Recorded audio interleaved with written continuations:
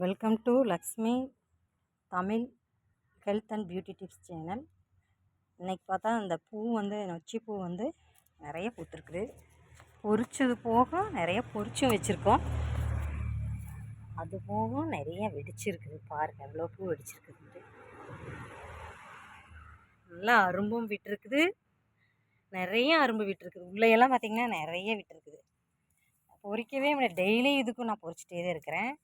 அப்படி இருந்தாலும் நிறைய அரும்பு எடுத்துகிட்டே இருக்குது பாரு. எவ்வளோ நிறைய இருக்குதுங்க. எனக்கே அதிசயமாக இருக்குது. இவ்வளோ பூ பூத்ததே இல்லை, ஆனால் நிறைய பூக்குது. புறா அரும்பும் இருக்குது பார்த்தீங்களா. அரும்பெல்லாம் நிறைய இருக்குது. அரும்பு இந்த மாதிரி நிறைய பிடிச்சிருக்குது.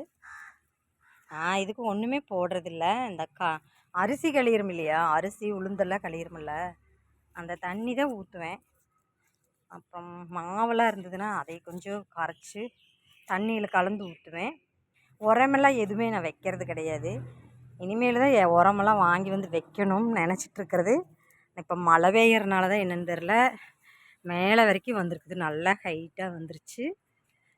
அழகாக இருக்குது பார்க்குறக்கே. ஆனால் நேரில் பார்க்குறக்கு இன்னும் செமையாக இருக்குது. நிறைய பாருங்கள், செடியெல்லாம் ரொம்ப பெருசும் ஆயிடுச்சு. இது வெட்டி விட்டது தான். ஒருத்தர் வேலைக்கு வந்தபோது பூரா வெட்டி விட்டுட்டாங்க. நானே அங்கலாப்பட்டுட்டே இருந்தேன், ஏன் இப்படி வெட்டி விட்டீங்கன்னு கேட்டதுக்கு சரி தலைஞ்சிருன்னு சொன்னாங்க. 2 வருஷமாக தலையில். இப்போ பக்கத்தில் ஒரு இதுவும் வந்துட்டுருக்குது பாருங்கள். இது வரைக்கும் இந்த வரைக்கும் வந்துகிட்டே இருக்குது. பெரிய செடி ஆயிடுச்சு. அப்புறம் இந்த ஹைட்டு போயிடுச்சு. ரொம்ப ஹைட்டெல்லாம் போயிடுச்சு. எனக்கு ஒரு 6 அடி 7 அடியெல்லாம் வந்துருச்சு. நல்ல ஹைட்டு. பூ இவ்வளோ நல்லா இருக்குதுன்னு எனக்கு தெரியாது. எனக்கு ரொம்ப அதிசயமாக இருக்குது. அப்படின்னா பக்கத்துலையெல்லாம் இந்த செடியெல்லாம் இருக்குது. வாடாமல்லி பூ இருக்குது.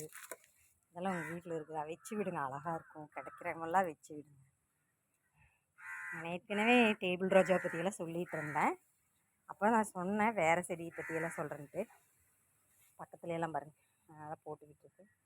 க்ளீன் பண்ணுறதுக்கு தான் ஆள் கிடைக்கிறதில்ல. நானே இதை க்ளீன் பண்ணிகிட்டே இருப்பேன். எப்பாவது ஒரு நாள் பக்கத்தில் மாதுளஞ்செடி இருக்குது. மாதுளம்பூவும் சாமிக்கு வைக்கலாம். இந்த பண்ணி மாதுளம்பூ இதே நீங்கள் கீழே பொறிக்காமல் உங்கள் வீட்டிலே இருந்தாலும் கீழே பொறிக்க போடாமல் கீழே விழுந்துடும். அது விலகாமல் இருக்கும்போது ஒரு பழம் பொறிச்சு அதை நான் காட்டல. மாதுளம்பூவும் நிறைய இருக்குது. உங்கள் வீட்டில் இந்த மாதிரி இருந்தால் நீங்களே எனக்கு கமெண்ட் பண்ணுங்கள்.